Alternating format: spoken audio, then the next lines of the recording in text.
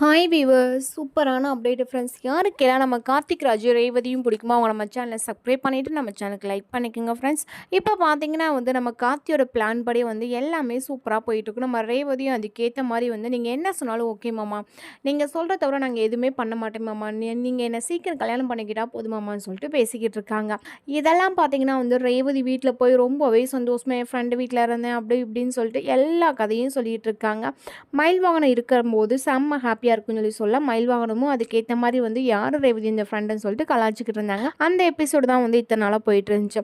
ஆனால் இதுக்கு மேலே பார்த்தீங்கன்னா செம்மையான எபிசோடு வரப்போகுது. அதுக்கு முன்னாடி பார்த்தீங்கன்னா நம்ம சந்திரகலா சாமுண்டீஸ்வரி கிட்ட நல்லாவே வசம் வாங்க போகிறாங்க, நல்லாவே திட்டு வாங்க போகிறாங்கன்னு சொல்லலாம். ஏன்னா நம்ம சாமுண்டீஸ்வரி நம்ம கார்த்திகை ரொம்பவே நம்புகிறாங்க. அதாவது இப்போ நம்ப ஆரம்பிச்சிட்டாங்க.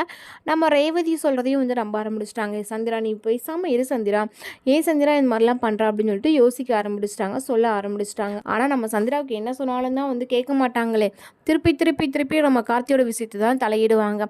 அது மட்டும் இல்லாமல் பார்த்தா இந்த வரக்கூடிய எபிசோடு எல்லாமே சந்திராவுக்கு மூக்கு அறுபடுற மாதிரி தான் விஷயம்லாம் நடக்க போகுது. இப்போ நம்ம சாமுண்டீஸ்வரியன் பார்த்தீங்கன்னா நம்ம ரேவதி சொல்கிறத நம்பிடுறாங்க. அதே மாதிரி நாளைக்கும் நான் என் ஃப்ரெண்டை பார்க்க போகிறேன், என் ஃப்ரெண்டுக்கு யாருமே இல்லைம்மா, சாப்பாடு செஞ்சு கொண்டு போகிறேம்மா அப்படின்னு சொல்லிட்டு ரேவதி சாப்பாடு செஞ்செல்லாம் கொண்டு வந்துறாங்க. கொண்டு வரும்போது பார்த்தீங்கன்னா அதை கார்த்தி சாப்பிட்டு செம்மையாக என்ஜாய் பண்ணிட்டு இருக்காரு.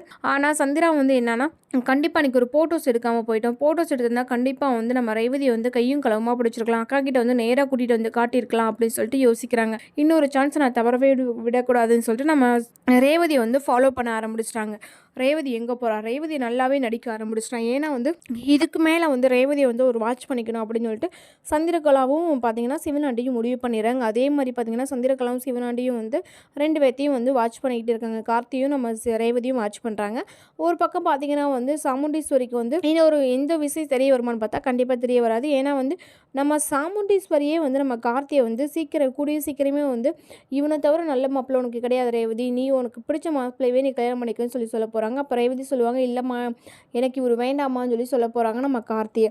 அப்போ தான் ஒரு ட்விஸ்ட் இருக்க போகுது. ஏன் ரேவதின்னு சொல்லும்போது இல்லைம்மா உங்களுக்கு பிடிக்காதவங்க யாருமே எனக்கு வேண்டாமா அப்படின்னு சொல்கிறாங்க. இல்லை ரேவதி நானே சொல்கிறேன்னு சொல்லிட்டு இன்னும் கடைசி எபிசோடு இந்த எபிசோடு தான் ஃப்ரெண்ட்ஸ். ஆனால் அதுக்குள்ளே நம்ம சந்திரா எல்லா உண்மையும் போட்டு உடைச்சிருவாங்க.